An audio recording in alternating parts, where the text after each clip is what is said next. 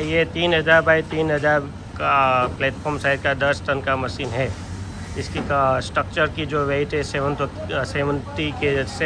kg का है। चली जाए बाबू, चली जाओ पर। ये आप देखोगे तो यहाँ पे ये पूरा वेटिंग स्केल है। चारों कोने में ऊपर है, चारों कोने ऊपर है। हाँ हाँ, देखो ये सब है। और यहाँ पे ये पूरा बैटरी से चलता है कम्प्लीटली। और यहाँ पे पूरा उसका पोर्ट वगैरह है कि यहाँ से हम डेटा को कैप्चर करके पीसी में ले सकते हैं। ओके, नहीं ये पूरा है। और चार खून से तो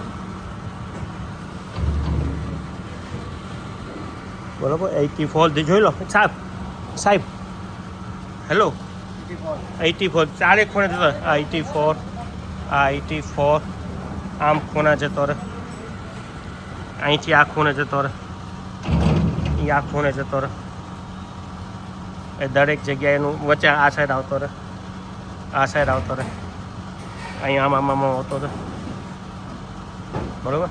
હવે આ 1 કિલોનું વજન લઈ લે, જોઈ લો। પાછું મૂકી દે।